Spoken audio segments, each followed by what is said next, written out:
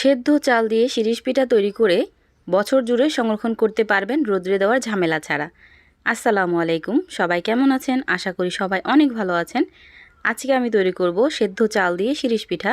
কিভাবে আমি সেদ্ধ চাল দিয়ে এই শিরিষ পিঠাগুলো তৈরি করছি আর কিভাবে এই পিঠাগুলো বানিয়ে সংরক্ষণ করতে পারবেন, সব কিছু মিলিয়ে আজকের এই ভিডিওটা। এখন কথা না বাড়িয়ে দেখে নেই আমি কিভাবে তৈরি করলাম এই পিঠাগুলো। প্রথমে আমি এখানে সেদ্ধ চাল নিয়ে নিছি। এই চালটাকে আমি আধ ঘন্টা আগে ভিজিয়ে রাখছিলাম।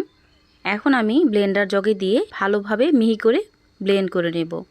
কোনোভাবেই যেন ব্লেন্ড করার পর দানাদার অংশ না থাকে, তাহলে কিন্তু বানানোর সময় সিরিঞ্জে লেগে যাবে, একদমই পিঠাগুলো বানাতে পারবেন না।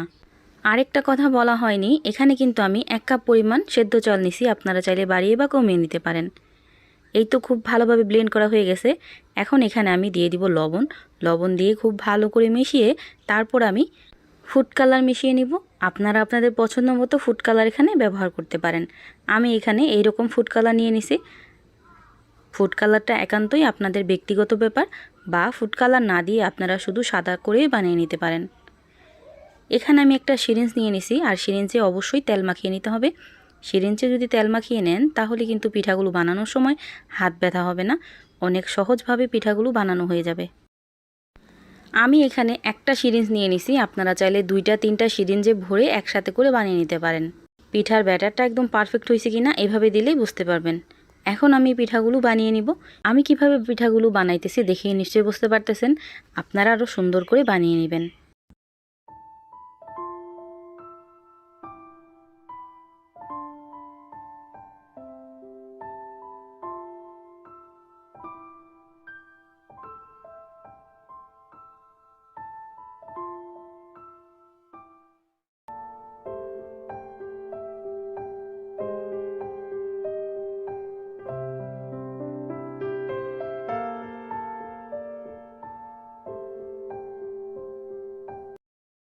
এভাবে আমি সবগুলো পিঠাই তৈরি করে নিছি, আর এখনই পিঠাগুলো কতটা সুন্দর লাগতেছে মাশাআল্লাহ।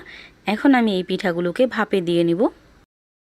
আগে থেকে আমি রাইস কুকারে গরম পানি বসাই দিয়েছিলাম, আর পানিটা যখন বলক চলে আসছে ওই পর্যায়ে এখানে কিছু পিঠা দিয়ে ঢাকনা লাগিয়ে ঢেকে 1 মিনিটের মতো অপেক্ষা করব।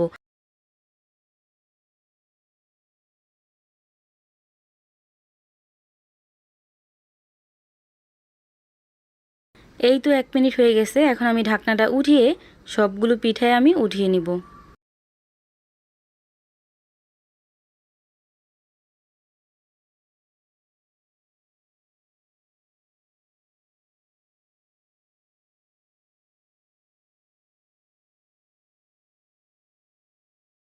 এভাবে আমি সবগুলো পিঠা ভাপে দিয়ে নিছি।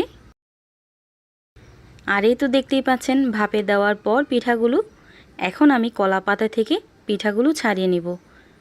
আর এই পিঠাগুলো বানানোর সময় অবশ্যই কলা পাতায় একটু তেল মেখে নেবেন। আমি কিন্তু বলতে একদমই ভুলে গেছি, কলা পাতায় যদি তেল মেখে না নেন তাহলে পিঠাগুলো কিন্তু উঠাতে খুবই কষ্ট হয়ে যাবে বা ভেঙে যেতে পারে। এজন্য চেষ্টা করবেন বানানোর আগ মুহূর্তে কলা পাতায় একটু তেল মেখে তারপর পিঠাগুলো বানাতে। এভাবে আমি সবগুলো পিঠাই ছাড়িয়ে নিব। আর এভাবে সবগুলো পিঠা ছাড়ানো হয়ে গেলে আমি ফ্যানের নিচে রেখে দেব। আপনারা যদি এই পিঠাগুলো সংরক্ষণ করতে চান 2 দিন বা 1 দিন ফ্যানের নিচে রাখার পর, যেদিন আপনারা সংরক্ষণ করবেন ওই দিন একটু রোদ্রে দিয়ে তারপর সংরক্ষণ করবেন। এতে দেখতেই পাচ্ছেন 2 দিনের মতো সময় লাগছে আমার পিঠাগুলো ফ্যানের বাতাসে শুকানোর জন্য। আর এই পিঠাগুলো একদম পারফেক্টলি শুকিয়ে গেছে। এখন আমি পিঠাগুলো ভেজে দেখাবো। তেলটা যখন গরম হবে ওই পর্যায়ে আমি পিঠাগুলো দিয়ে দিব।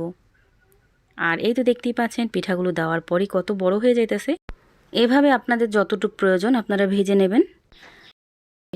সবাই ভালো থাকবেন, সুস্থ থাকবেন। আল্লাহ হাফেজ।